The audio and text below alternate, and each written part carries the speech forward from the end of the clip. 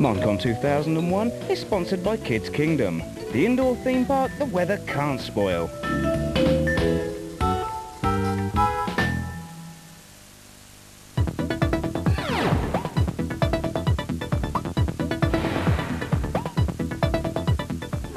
Hi, I'm here at Kettering Leisure Village for the annual USS Monarch Star Trek convention, basically where people come and have a chance to have a look at some merchandise, have a chat with friends and recap on some old Star Trek memories. Why don't we go and have a look and have a chat to some people who can tell us a bit more. Now, before even boarding the USS Monarch, stationed for today in the rather unfamiliar grounds of Kettering's Leisure Village, I was offered one important piece of advice. Fans of the popular long-running sci-fi series are, contrary to popular belief, better known as Trekkers and not Trekkies. Okay, so it might seem like a minor detail to many, but try telling that to any one of the dedicated individuals attending today's gathering. Moncon 2001 is the name given to this, the fourth mini-convention for local enthusiasts of Star Trek, science fiction and space. But what exactly is the USS Monarch, and why has its Starfleet members returned to Earth especially for today? Okay, Terry, could you give us a bit of background information on the club and the history of it?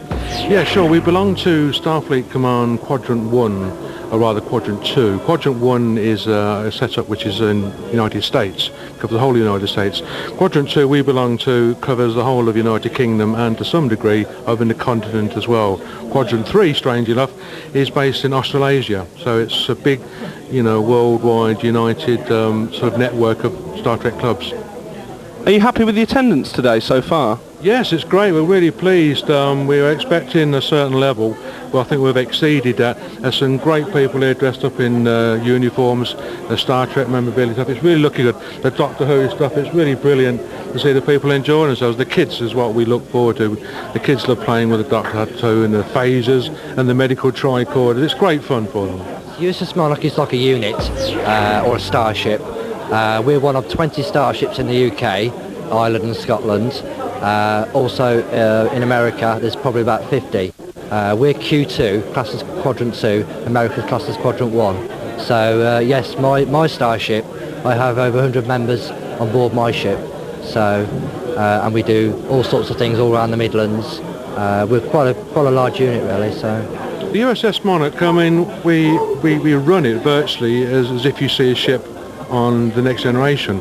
We have a command level, a captain, first officer, second officer. Yeah. Then we have departments. We have medical, engineering, science. All that you see on the ship, is how we run the ship. I know it sounds very strange, but it's run that way.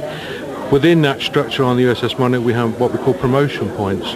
The more you get involved with the club, if you can, or if you can't, that's fair enough. The more you get involved, the more you can actually promote it. Like you do on a normal ship, you work well, you get promoted, and you start at a cadet, up to an ensign, Lieutenant JG, we use the American term, junior grade or second lieutenant, and you go full lieutenant, lieutenant commander, which you see like Geordie or Data, and you go to commander, which I've reached, and admiralty, you appoint captains, commodores, and admirals, and so on and so forth. This is your fourth annual meeting. Are you happy with the way it's gone so far? Yes, very pleased. It's actually the first time we've actually been to this venue, as normally we're in Rushden, which was a smaller venue. We outgrew it. So for the first time this year, I'm really pleased with the outcome so far. So yeah, very pleased. A vast array of stalls ranging from comic traders to costumes and miscellaneous Star Trek memorabilia and collectibles are all on display. The day certainly promised to be something quite spectacular, not only for Starfleet members, but also for any fan of Star Trek and science fiction. Those who had not yet officially joined the Starfleet Command and the USS Monarch were able to do so on the day, as long as they had a little walk to the communications stand. Okay, you're here trying to get new people to sign up for the USS Monarch. How's it been going so far? It's been going pretty well actually. I've actually heard that we've already had a couple of people actually sign up for our departments, so it should be fun rolling those soon, but it's going well. Excellent. And what do people actually get out of joining the USS Monarch? They get a membership to Starfleet Quadrant 2, which is the ships around the country. Joining Monarch, they get to come to our meetings, which we have every second Thursday in Rushden, where we do competitions, quizzes, and basically just hang out together. They also get to come to our command meetings. They get to work up, they get official rank when they join, and they get to work up through the ranks to whatever rank they want to get to. They can either be active or inactive, whatever they want to do. If you're active, then you'll report every month and basically be part of a live starship. Okay, and I understand you've got a convention going on soon. Would you like to tell us a bit about that? Yes, of course. We're actually also running the NCC 2001 convention. We've already got like 7 guests signed from Deep Space Nine. We've also got the Joras sisters as well coming over, and joining as well. We've got Morn as well as Gul Dukat, Goldemar and Wayoon. That's being run on the August bank holiday in Manchester, and that should also be a good thing, which we're raising money for cystic fibrosis. Details, or should that be data, on how to become a member of the USS Monarch will be given at the end of the transmission. One person who almost certainly will be boldly going forward on a new adventure is local media presenter and producer Nigel Vernon Dyer. Here today providing the entertainment. I got this old PA system set up, which is really great. I think for a convention like this, got the Star Trek theme music playing in the background, so it's a bit of fun. It's good fun to be out and about and provide a bit of entertainment for people. Are you a Star Trek fan yourself, Nigel?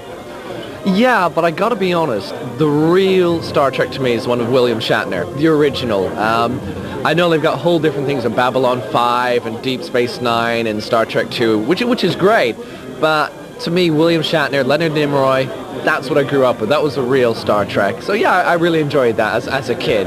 I think being in the stateside, we had Star Trek, whereas over here you had just a Doctor Who. But yeah, it's good fun. I don't quite, as much as I enjoy it, I don't really have like the videos at home or anything like this. To me, it's it's a passing interest. But you can really see some people here who really enjoy and really get into this with full conviction. Now, you're providing the Star Trek music for today's convention. Are you up to anything else at all at the moment? Well, yeah, it's a great opportunity to get the plug in. Keeping very busy. I've got a company which I'm setting up, Envisage Productions. And at the moment I'm doing everything from discos, kids parties, just kind of everything. And at the moment I'm also doing some management of acts as well. Basically you can give me a call, 07930 560 384. Embarking on an enterprise of galactic proportions are charisma. If you feel the need to have your very own lifelike replica of your favourite sci-fi character, then these guys may be just able to help. Okay, what does charisma actually do? Basically, it started out as a hobby. I just buy kits, I paint them up, and then I take them along and sell them. Basically, to buy more kits. And I've sort of expanded a little bit now where I can go to shows like the NEC and here and sell what I've got and hopefully buy more. So, yeah. How long does it take to actually build one of these models up to selling point? It all depends on what sort of base it is. I mean, something like this is resin. It's a resin, and I've got to clean it all up first before I paint it. Something like that's made of vinyl, which is very easy to put together, and again it just goes with detail in painting. It basically takes you as long as you want it to, really. So, I mean, I could spend a day on it, I could spend 2 or 3 weeks on it, so yeah. Do you make them to order, or do you just do ones that are normally popular? Like a bit of both, really. If somebody wants something and I can get hold of it, then I'll do it for them, and yeah, that's not a problem. So. Do you have a personal collection yourself that you have favourites in? Yes, but the trouble is I tend to take them along to shows and people take even more interest in them, and I sell them for a higher price and get rid of them. So I end up buying newer ones and more expensive ones for myself and end up getting rid of them and being left with the cheaper ones. But yeah, it's basically a self-sufficient thing at the moment. So. Okay, thanks a lot. Cheers. All right. At an event such as this, you're virtually guaranteed to come across an array of unusual characters that are, well, out of this world, and Moncon 2001 was no exception. You're here at the convention, are you having a good time? Yeah, I was here about 8 o'clock this morning, helped set up and all that, and I've only gone to about 7. Right, and what department are you in aboard the USS Monarch? Ops at the moment. Are you hoping to get into any other departments at all? Yeah, maybe communications, which Matt runs. Are you hoping for a promotion at all when you go there? I should be due for one soon, I think, from the points and that. Because you do it on a point system. Like, do so many months served, then for every meeting you attend, you get 1 or 2 points. I think you need about 30 points to move up to a lieutenant. Okay, Pete, as everyone can see at home, you're dressed up in full Klingon attire. How long does it take to get dressed up like that? It took me about an hour or so this morning to do the makeup, and it's probably taken me about sort of 6 or so hours to do the rest of the outfit, you know, the wig and the batleth and so on. Now, dressed as you are, I presume you're a very big fan of Star Trek. Yeah, that's right. I've been into Star Trek for about 15 or 20 years now. It's just a good way of people getting together and enjoying themselves together, really. Have you ever actually got into a battle with your weapon here? I haven't yet. You see, the thing is, dressed as a Klingon, people tend not to have a go at you, really. So that's one of the good things about it. Okay, thanks a lot. And on that note, we're going to take a short break now, which I'm sure will provide you for a good opportunity to produce a Klingon of your own.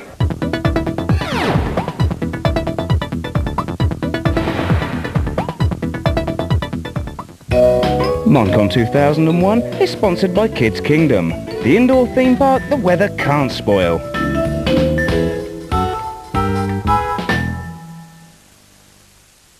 Sponsored by Kids Kingdom, the indoor theme park the weather can't spoil.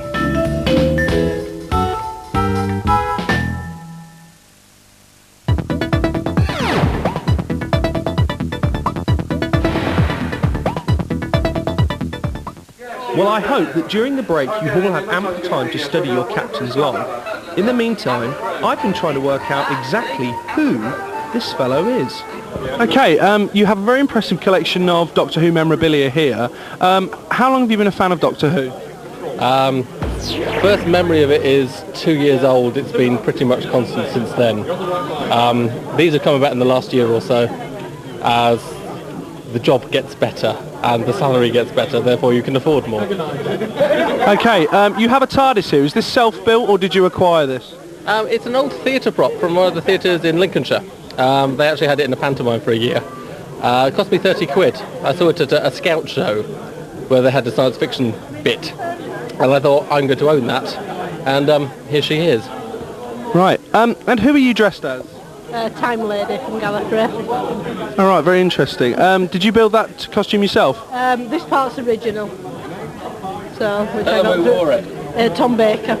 Tom Baker actually wore that? Yes, it's very uncomfortable. I have filed the sharp bit out the back though. And who's this we have down here? This is my dog. He sits in my living room. This is K9. He's been built especially for me. This is Mark II because Mark I caught fire. Rather spectacularly, his head went up in flames. So we've had a complete rebuild, and this is K9 Mark II. He's very impressive. Unfortunately, we had to cut the interview short at this point because one of Doctor Who's arch enemies had decided to go on a rampage. Exterminate! Exterminate! Exterminate!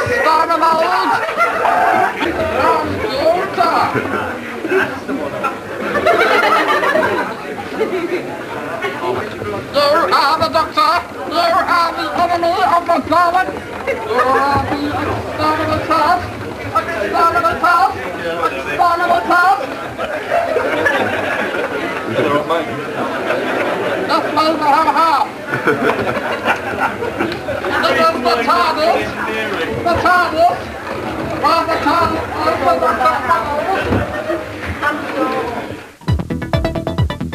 Now here's one person who is surely the envy of all male trekkers worldwide. After all, it's not often someone gets the chance to touch up 7 of 9 from the Voyager series without much complaint. Obviously, distracted by the task at hand, we decided to talk to another graphic artist, Chris Pepper. And what are you doing here today? I'm just demonstrating some computer-generated artwork. I work as a video games designer, and I've been asked down to give a demonstration of how I produce artwork on screen, and that's what I'm doing. Have you been to many of these conventions before? I haven't actually. This is the first time I've been asked, so there you go, I'm honoured. What do you think of it so far? It's really good. It's like really busy. I'm quite surprised how many people have come through. I didn't expect to be so popular, really. So. What are you working on at the moment? Well, this is just a demonstration, basically, that I've put together for this show, and it's a piece of concept artwork that I originally did for a video game, and I'm just colouring it up now on screen, just so people can see how I actually produce a picture, basically. Are you a fan of Star Trek at all? I am, yes. I do watch. I don't usually attend these kind of exhibitions, but I do actually watch Star Trek quite a lot on TV, so there you go. Okay, thanks a lot. Despite all these old adversaries casually mingling with one another, there was definitely one thing for sure. Should any fighting break out, there were plenty of doctors on hand. How long have you been a Star Trek fan? Well, actually since the first series, but I've only just recently become active as a member of the official Star Trek fan club for only about 4 months now. Right, what appealed about the club to you to make you join it? Basically, the people that actually go to the club and are part of this organisation have like minds, and it's nice to be able to communicate with people on their level and share their interest in science fiction in general and Star Trek in particular. It's certainly not the weirdos with anoraks that I thought it possibly would be, and really it is a social event as well as quite a serious institution, really. After all the excitement of the day, we made sure the doctor thoroughly checked our pulses before setting coordinates for a new course and destination to talk to sponsors of the event, Kids Kingdom. Okay, Andy, you're the general manager here at Kids Kingdom. Kids Kingdom's actually sponsoring the Star Trek convention which is going on next door. How's everything going here? Yeah, it's going very well. We've been open since August of last year and things are going very well. We have obviously a large play centre and we cater for children of all ages, and we also do birthday parties as well. Right, are you having any new sort of attractions or rides coming in at all? Yes, we're getting a new, probably a new attraction which is more than likely going to be a large helter-skelter slide, which is coming in the next month or so. Is it also true that you actually do adult parties here as well? Yes, we do adult parties which take place after hours on any evening of the week from Monday to Sunday. Late on in the day, the organisers hosted a special auction that included many items such as signed photographs, artwork and displays. But before the bidding war began hotting up, I went to find out how successful the day had gone. The attendance has been brilliant. It's always difficult to gauge year upon year what the attendance will be, because Star Trek has taken a little bit of a back seat with modern science fiction programmes coming out and taken a front seat. So Star Trek has probably taken a little bit of a back seat, but I'm very pleased with the attendance. I mean, Star Trek started everything, so with all the people dressed up and that, I'm really pleased, really pleased. Well, there you have it. We've spoken to a lot of people today. We've seen a lot of variety of different things. We've seen model making, graphic design. We've spoken to a lot of dedicated Star Trek fans, and it's kind of hard not to let everything rub off on you while you're here. So I'll just say in those immortal words, live long and prosper.